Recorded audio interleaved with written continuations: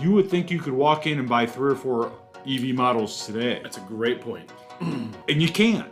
Matter of fact, they're not even close yet. Yeah, we have a Chevy store here. They talked about 3 or 4 models, and there's nothing. I mean, they have one. They have the Bolt. Fair enough. But other than that, all the other stuff that's shown in the commercial, it doesn't exist and won't, like, for a while. Yeah, and for years. Like, not just like, hey, it's going to come next spring. I mean, that's not a thing. This is All Things Acura. I'm Matt. And I'm Justin. And just a little bit about us. I'm Matt. I've been with Serra Acura here for, it's almost my 8-year anniversary. I think November 4th or something like that. Yeah, which is crazy. So it's like dog years. That's a whole lot of years. It is a lot of years. I've aged about 30 years since I've been here. So got children, God knows what. And so that's a little bit about us and what we try to do. And Justin, you've been here for a while too. Yeah, so almost 20 years here with the Acura brand. So a little bit of time under our belts. Yeah. And we kind of started this, actually, so this is our 23rd episode, if that's numbers correct. I'm not sure it is. We got lost somewhere in the early 20s, so that's right. It's either 23 or 24. It's something like that, which goes to show. So we started this back in like January. Was it January or February? Yeah. And the reason why we started this was basically because, we felt like there was a lot of information that I think just through all the research that we do or stuff that we pay attention to in the auto industry or with Acura, that we felt like, hey, we probably think not that we know any better, but we have information that we can give to people. And, we see stuff all the time that's just not necessarily correct. Or maybe we're like, that's not necessarily true. Yeah, well, I think what it is, obviously we're in the industry and in the business, from a consumer side every day. Yeah. And I think sometimes you got to take those news stories because you see them out there and they're so far. I mean, they want to talk about things that are really far down the road. And I think what we're trying to do is wrangle all that in to how it translates to you as a consumer or maybe a potential Acura customer or an Acura owner and to say, okay, what's really happening? Like, can I really get one of those? Does that car really fly? Yeah. I know they talked about that, but it's not happening yet, right? Right. So and I think that's just what we're trying to Yeah, and it's funny that I just had a conversation with someone back in service the other day, and they said they went to an auto show, and a handful of them, and someone was telling them that the new TLX Type S, back when this was like 3 or 4 years ago, that it will come with a manual, right? And so those are the things that, we're not going to just jump on the bandwagon. We're going to make sure we try to have the information correct and get it out to you. So that was just a little microcosm of what that's actually likes doing business with us, because that's something that we do try to do, is make sure we have the right information. Perfect. And so today's show is a perfect example of we're going to take a lot of headlines in the world, and I think we're and kind of boil this down to what's relevant and what's the need to know.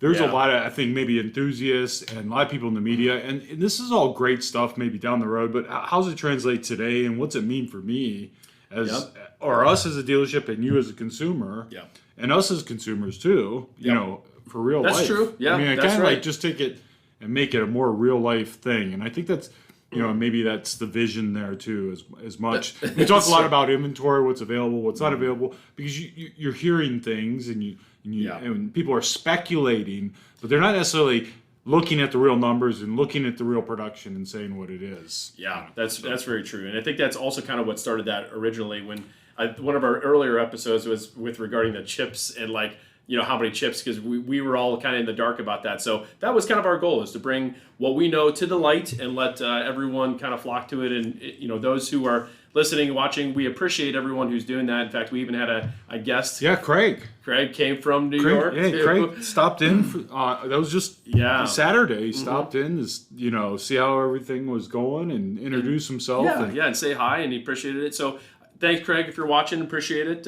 Again, we do this on our own time, and we appreciate everyone who's listening, paying attention. Love everyone's comments, questions. Again, we try to answer as many as we can. It's just a matter of timing. Obviously, we're here doing this in our normal everyday job. Yeah, so we're trying to do this and work at the same time. And contrary to popular belief, we do have work to do. That's right. So onward and upward. Basically today what we're going to talk about is, we have a lot of news stories. Even within the past week and a half, I believe we had a podcast that released recently, and just within that time frame, there was a lot of news stories. Things were pretty relevant that we felt like, hey, we want to make sure we kind of touch on these. Again, this is just kind of preliminary information and some of these articles. So just wanted to touch on that stuff. Later on in this, we do want to just talk a little bit about so all that stuff regarding electrification, ZDX plans, batteries. What does that mean? First thing I just wanted to bring up, I know the Integra got a nice little award. Yeah, an award from Ward. From Ward. I know. Ooh, An I see what you award. did there. They Ward. did it to me. Ward's 10 best engine and propulsion systems. That's not easy to say. Which is a pretty prestigious, award in in that automotive community and probably engineering community to be on that list and, have something you've created like this, the 1.5 liter turbocharged 4-cylinder engine in the Integra, won that award. Combination, I guess I'm not sure 100% what are the criteria, but they kind of select different, propulsion systems and engines. Now I probably added that over the last couple of years, right? Right, that's true because EVs, right? that's true. I guess it depends on what your definition. I don't know that it's always cars. I guess it could be. It could be a jet engine for all I know. A jet, could be a boat, whatever gets you moving forward, right? Pretty cool stuff. It's always nice to have little awards to put on there, no matter what car it is. So that's pretty neat. The couple highlights of that. One, they pointed out that the engine has 133.3 horsepower per liter, is one of the highest in its competitive segment, which is pretty impressive. Never really broke it down that way or thought about that. Yeah, that's true. I never thought about it that way.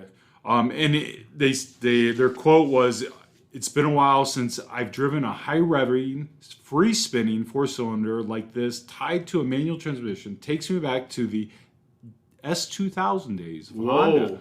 That's a... And it does. I guess it's probably the closest thing I think I've driven in a long time that made you feel like this is like the S2000. Yeah. It's like that silky, smooth engine, transmission. And it does make me wonder, and not to put any shame on this, but like, how come the Civic Si didn't get that award too, or does it? I wondered the same thing. When I saw that, I'm like, how does this one get it and not that one? Yeah, that stuff. That's not. This is just what we're reading on the article. It doesn't say, it doesn't go into those details. So if anyone knows anything about that, great. I don't know. Yeah, and maybe they did. Who knows? Yeah, but they mentioned the Integra specifically. Yep. So give me a picture of the Integra. Of course, they could have a picture of anything. Yeah, no, that's true. So anyway, I just wanted to bring that up. The next thing is, and this is gonna kind of get us into the electrification future. I know we had our dealer kind of meeting. It was a week and a half ago or so from the time of this recording, and there was a lot that was kind of laid out there. And in that same time frame, Honda finally came out with pictures of the Prologue, which obviously Acura's the ZDX is to follow. And there was some spy shots of that, but it's really interesting because it's the first. This is really our first venture into electric vehicles. So this is really kind of an important part of that. Yeah. So if you didn't see those pictures, you can get online and basically type in Honda Prologue, and it'll pull up actual pictures. Well, they're prototype pictures. Yeah, and but it gives you a really good idea of what that vehicle is going to look like. Along with there were some spy photos of the Acura version of this vehicle, which will be the ZDX, and that there are some pretty interesting pictures out there on that, which give you an idea of a little bit of kind of the silhouette of the vehicle, and you can get a feel for it a little bit better. Yeah, and we were just looking at that, and obviously you can't necessarily tell size when you're looking at certain things. You can a little bit because I think we're around cars all the time, and you see. Maybe the size of the windows or different parts of the car, you kind of can put in your mind, okay, here's how big that might be. And it kind of looks like it's almost the size of an RDX, maybe a little bit big. I don't know if it's any bigger, but it could be longer, but it definitely looks more squatted. Yeah, it definitely looks smaller than an MDX. And I think originally when they talked about and they came out with that prototype for the ZDX, or their electric future, it kind of felt like it was going to be an MDX's size. Yeah. And now that we see these pictures of both the Honda and the ZDX, the spy photos, I think more in between the RDX, MDX. Yeah, and that's kind of I think what we were thinking. It's interesting as you kind of read more about the Prologue. obviously the Prologue and the ZDX are going to be very similar, and that's my guess. And I'm kind of hoping the Prologue doesn't step on the Acura's toes here, the ZDX's toes a little bit, because it looks, from some of the pictures they showed, it does look pretty nice. Looks like more of it doesn't look like a Honda necessarily, right? Whereas a Honda has more of that utilitarian kind of look, and the Acura obviously is not a lot nicer looking. So it'll be interesting to see how each of those cars look. But if you do see those spy shots of the ZDX, it does have a lot of that design language. I was looking at the camouflage, and you can see the design language from the prototype. It's really way more similar from what you can see there than I thought it would be. Yeah, exactly. The sculpted hood, or even that kind of way the nose kind of comes in. So, and I think that was it. I don't know if there's anything else on that. No, but that rolls into the hub in Ohio. What is going on with Ohio?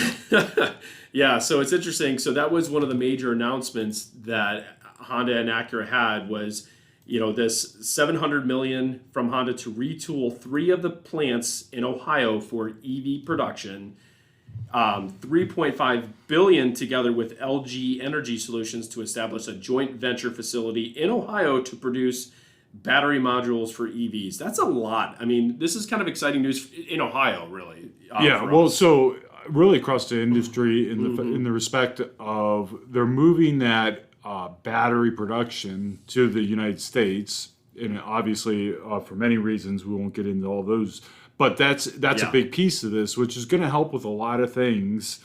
But obviously production capacity, because now we're building a plant, but also just availability and of those, and also the partnering with LG. That I don't think we've talked about that really.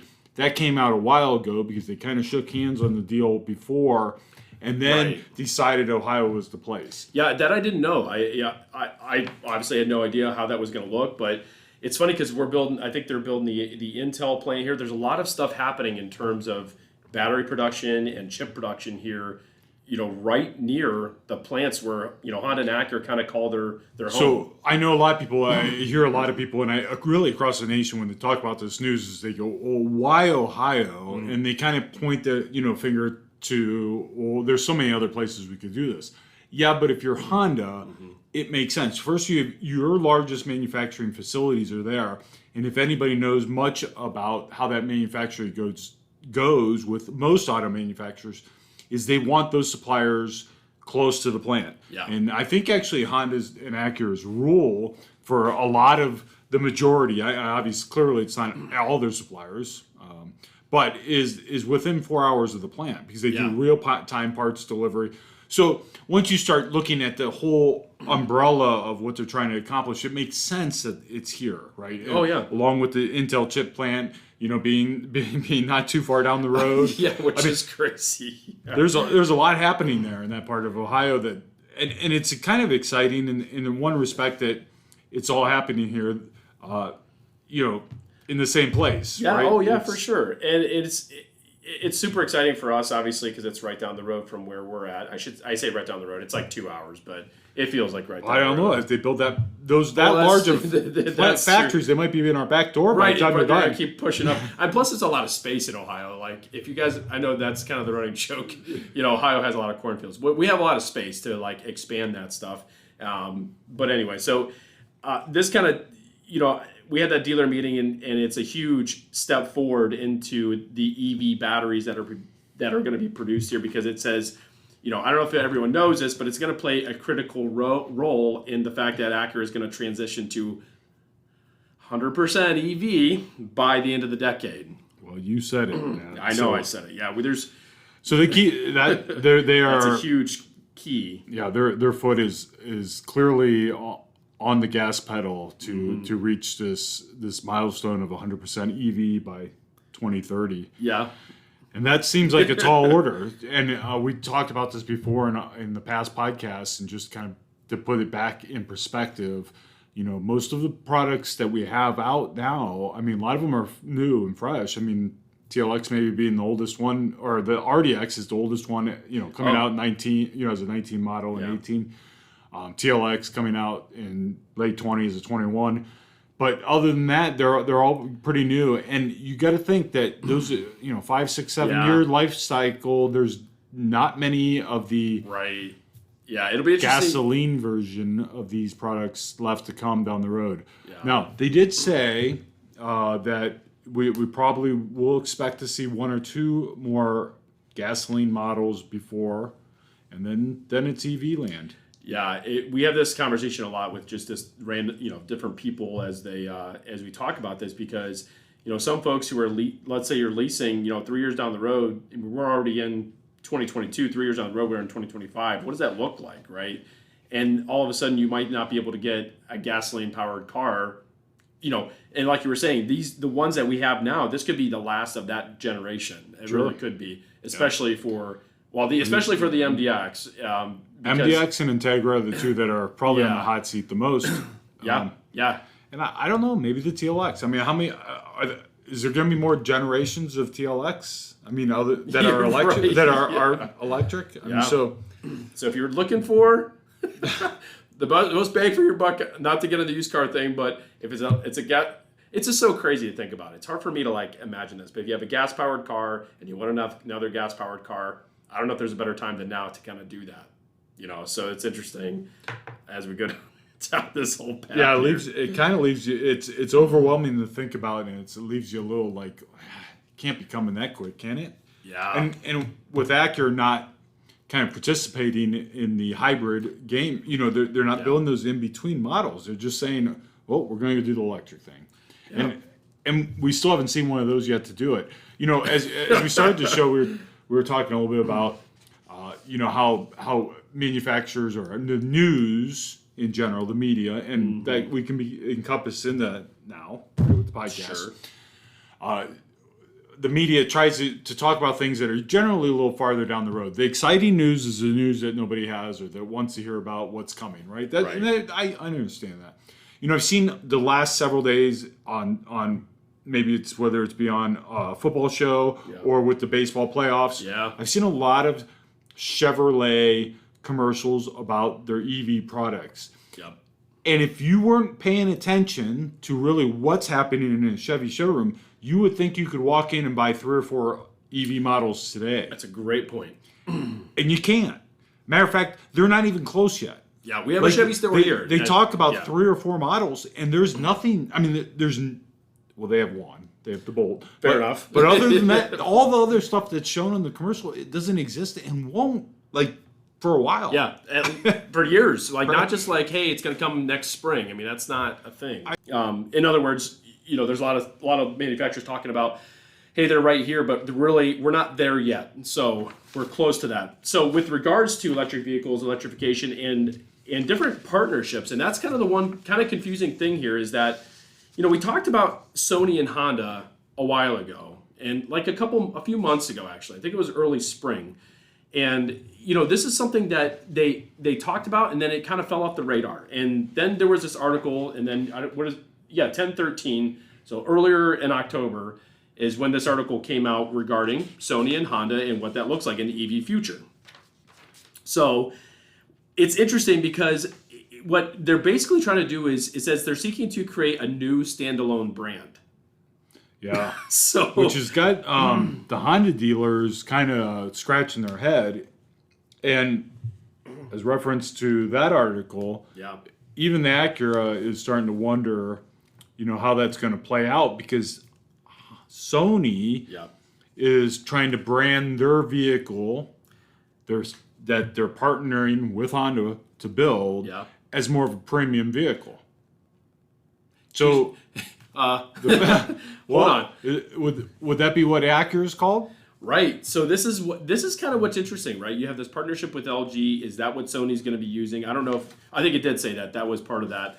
We'll get into this in a second here. So I didn't realize that Sony already basically had some cars, right? There's what's called the Sony's Vision S and the Sony Vision S02. And basically, they're going to be built, it says, in an unnamed Honda facility in the United States and to be sold in North America and Japan. And what's interesting is that these cars are going to be built here, and they're going to be basically an export of the United States to Japan. Yeah, so it goes back to Ohio. Yep.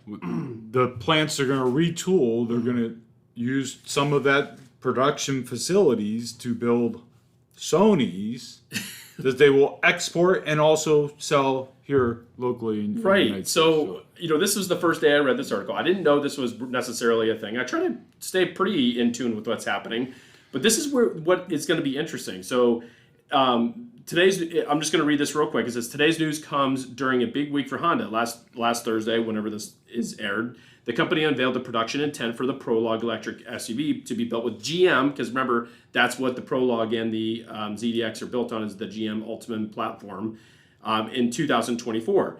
And then it says 2 days ago, and it's funny how that's worded because it makes it feel like, hey, this happened. Oh yeah, and then we're also doing this, right? Almost like they're two things that are disconnected. It announces $3.5 billion joint investment with battery supplier LG, based in Fayette County, which that's pegged to start activity in 25-26. So where does that put all this, right? Yeah, I mean, in 2025, so in just a couple years from now, they're going to start taking orders for these vehicles, maybe even sooner than that. And nobody really knows are you buying a Honda, a Sony? Yeah. Who's going to sell? Is it Sony or Honda? Yeah. Honda. Yeah, or if it's going to just be. And so the other thing that as we kind of go in, it talks about level 3 semi-autonomous. It talks about the fact that these are kind of going to be competing with Tesla. And here we are, literally just got done talking about how Acura is going to have all electric vehicles by 2030.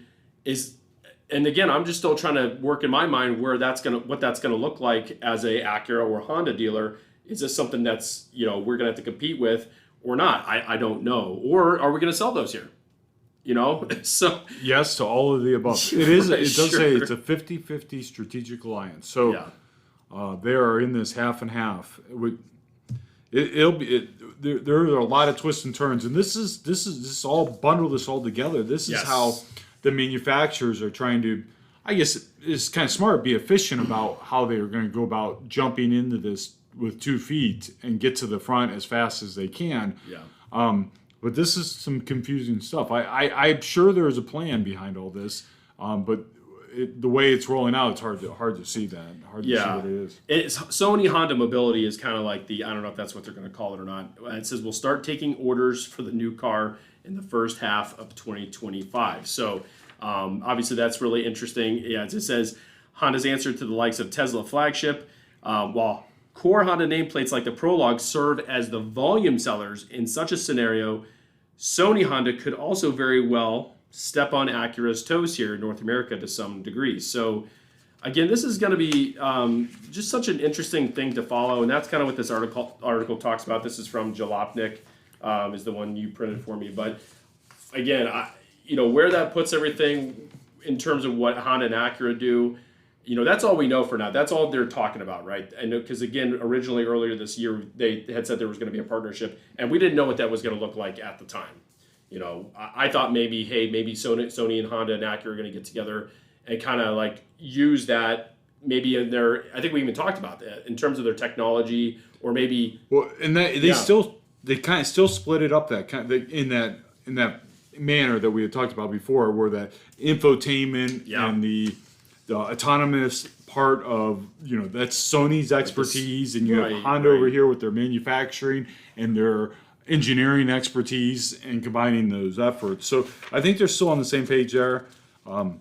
There was a lot of talk in these articles about subscriptions. Oh, and that's right. I forgot, but that was the one thing I. And so that'll be interesting to see, because this very well could be a subscription vehicle. Yeah. Which we haven't dove into much of that talk either. But right. I mean, as much as EVs are going to be different, talk about buying a car under a subscription model is really different. Yeah, that, and basically it says orders are going to be taken online. This is going to be, again, I don't know if that's something you're going to walk into a dealer and order, or if it's just online only and then you take delivery at your house. So obviously these are all questions that, this is right down the road here. And I obviously we want to know more as a dealer, because there's going to be people starting to ask these questions, probably pretty soon if they read anything about this. So just keep your eye out for that. Obviously, we'll keep following up with that as time goes on. My guess is we won't hear anything for a while.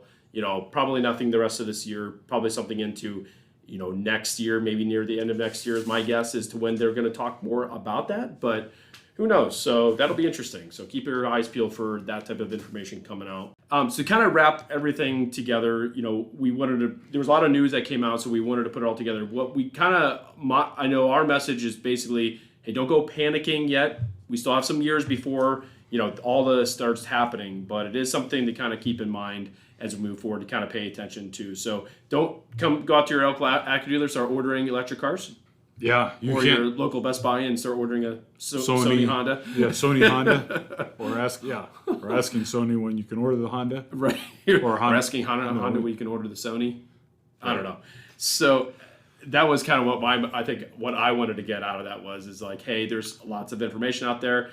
I don't think Acura's never going to really advertise something regarding electric cars till it's close to being out. But yeah, and all this. Manufacturing and facilities. I'm not sure the first shovel's gone in the ground yet. I mean, I haven't gone past there, but I know they shook hands on a lot of deals, but that's all it is. Yeah, a lot could change between now and whenever that. Those are some monster facilities to put up, right? Yeah, exactly. So anyway, thank you again so much for watching. We're gonna do another one here that updates you. I know we talked about. We're gonna get you some information regarding updated pricing and information on the RDX. Did you want to talk about PMC? We'll bring it. We'll talk about it in the next one. Okay. Yep. We'll talk about the PMC in the next one. Again, thank you so much for watching, listening, like and subscribe. Again, we appreciate all the likes and comments and things that you guys put out to us. And thanks for saying hi, Craig. Appreciate it. And again, we will see you next time. Good. See you soon.